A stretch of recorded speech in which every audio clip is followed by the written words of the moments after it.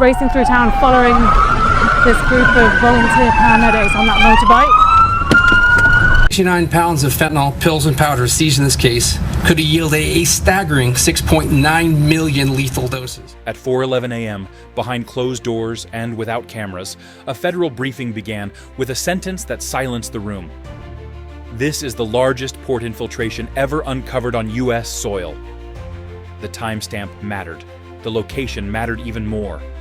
Portland, Oregon. Columbia River access point. Cargo throughput exceeding 38 million tons annually. And buried inside routine, manifests and encrypted ledgers. 4.3 tons of narcotics moved quietly, efficiently, and repeatedly.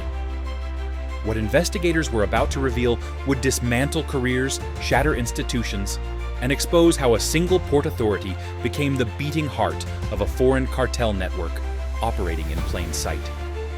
And this was only the surface, because what began as a routine DHS audit would end with federal agents placing handcuffs on the chief of the Oregon Port Authority and uncovering a system so deeply embedded that even military analysts struggled to map its reach.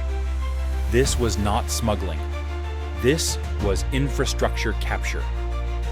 At 2:32 a.m., less than 2 hours before that briefing, the first operation was already underway. Fog hung low over the Willamette River, swallowing dock lights and turning container stacks into towering shadows. The port looked asleep, cranes frozen, gates sealed, security lights humming softly. But it wasn't asleep, it was being surrounded. Unmarked SUVs rolled in without sirens. Federal boats cut their engines upstream. And inside a converted warehouse 3 miles inland, a joint command cell tracked every movement in real time. FBI, DEA, ICE, DHS tactical response, federal SWAT elements, no press, no warrants leaked, no local command notified. At 2:41 a.m., teams moved. 2 units breached an administrative building used for logistics oversight. Another hit a bonded warehouse registered under a seafood import company. A third entered a quiet office suite overlooking the docks, the kind of place no one ever thought to raid. Flashbangs shattered the silence. Doors folded inward. Agents moved fast, silent, surgical. Inside the seafood warehouse, they found no fish.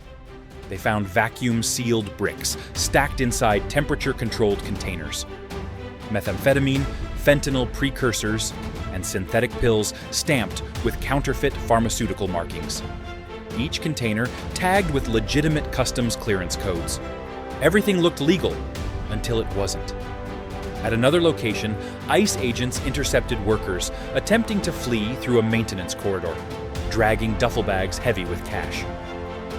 Inside, bundled currency, multiple passports, burner phones, and access cards bearing official port insignias. But the real discovery came at 3:07 a.m. in the executive office. Behind a false wall panel, agents uncovered a private server rack, air-gapped, shielded, and professionally installed. No company logos, no serial numbers, just silence and encryption. One agent reportedly said only 3 words into his radio: "Get cyber here." By 3:58 a.m., the port was locked down. No ships moved, no trucks cleared, and no one, not even senior port security, knew who was running the operation. That was intentional, because the target wasn't a shipment. The target was command. At 5:19 a.m., in a federal cyber forensics lab outside Salem, analysts powered on the seized servers. What appeared first was a lattice of nodes, hundreds of them, stretching across screens like a nervous system. Each node represented a shell company, a nonprofit, a logistics firm, or a charitable foundation. At the center was a code name: Operation Silk Harbor. Money flowed through fake green energy grants, through agricultural export subsidies, through port modernization funds approved without resistance. Transfers moved from Southeast Asia to the Pacific Northwest, then outward, Arizona, Nevada, inland distribution corridors, and finally the Midwest. But one credential unlocked everything: a master authorization key, issued not by a cartel lieutenant, but by a U.S. Port Authority executive account. The system didn't just allow shipments through, it scheduled inspections around them, disabled scanners during key windows, and rerouted suspicious containers before alarms triggered. An analyst leaned back from the screen and said what no one wanted to hear. "This isn't corruption." A pause. "This is command-level collusion." The data showed it clearly. The Oregon port wasn't compromised. It had been redesigned. At 6:12 a.m., federal agents knocked on the door of a waterfront residence registered under a family trust. The man inside had approved security upgrades, inspection schedules, and port access reforms for over a decade. He was calm when the door opened, still wearing a robe, still holding a phone. When agents read the charges, he didn't ask why.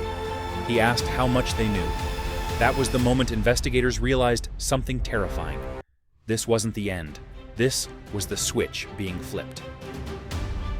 Because buried deeper in the servers was a second layer of files, sealed directories marked with timestamps that extended months into the future, schedules, expansion plans, and references to something far larger than a single port, a regional conversion. And if that data was real, then what happened in Oregon was only the opening move. By 5:48 a.m., the command center was fully lit, coffee untouched, voices low, eyes locked on a digital map that refused to stop growing. Red markers began appearing across Oregon, not randomly, not chaotically, but in deliberate clusters: ports, rail junctions, cold storage facilities, remote airstrips. Highway interchanges that never made headlines but quietly moved thousands of trucks every night. Each marker represented a node uncovered from the seized servers. By 6:02 a.m., the count passed 63. A senior coordinator finally said what everyone was thinking. This isn't a bust. This is a regional takedown. The order went out at 6:11 a.m. No delay, no negotiation. Hundreds of federal agents mobilized simultaneously. SWAT teams staged near rural warehouses disguised as farm cooperatives.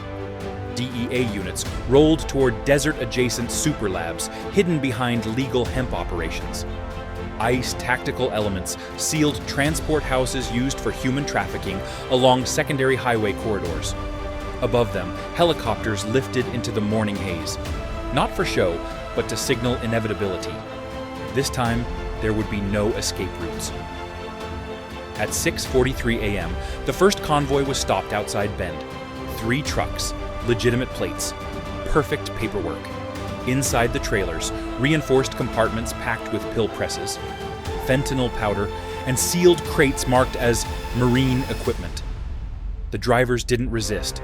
They already knew, because for months they had been moving through a system that told them exactly when the law would look away. And now, it wasn't. By 7:18 a.m., raids were unfolding across 5 cities. In one upscale suburb, agents breached a gated mansion overlooking the river. Inside, gold-plated firearms, encrypted radios, and handwritten ledgers tracking shipments by weight, purity, and political protection level. In another location, a supposed non-profit office collapsed under scrutiny. Donation boxes hid hard drives. Community outreach vehicles contained hidden compartments. Every layer of legitimacy peeled away revealed something colder beneath. This was not chaos. This was logistics warfare.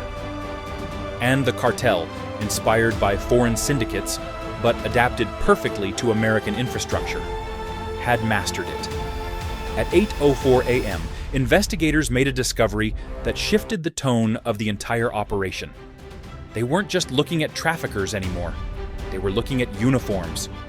Internal access logs showed patrol gaps timed to the minute. Inspection schedules altered hours before convoys arrived. Surveillance cameras rerouted or under maintenance during critical windows.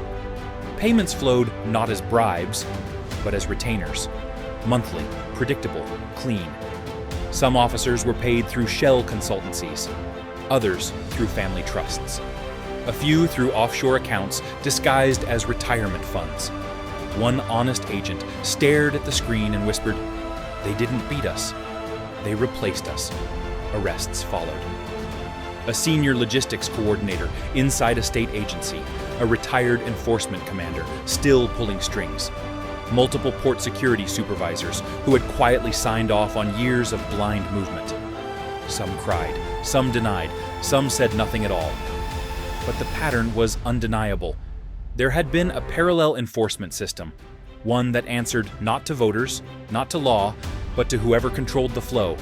And it had worked for years. By 9:37 a.m., federal analysts zoomed out. Beyond Oregon, routes connected north to Canadian shipping lanes, south through agricultural corridors, east into inland distribution hubs protected by falsified manifests and closed way stations. What had been exposed was not a cartel hiding from the system. It was a cartel using the system, a shadow government with spreadsheets instead of speeches. A headquarters not marked by flags, but by access permissions, and buried deep in the recovered data was a final phase, never executed, but fully planned. Permanent logistical control, long-term political insulation, a port network that would outlive any single arrest. One analyst summarized it with a sentence that would later appear in classified briefings. The system wasn't infiltrated. It was redesigned. As the sun climbed higher, the arrests slowed. Not because the network was gone, but because the damage had been done.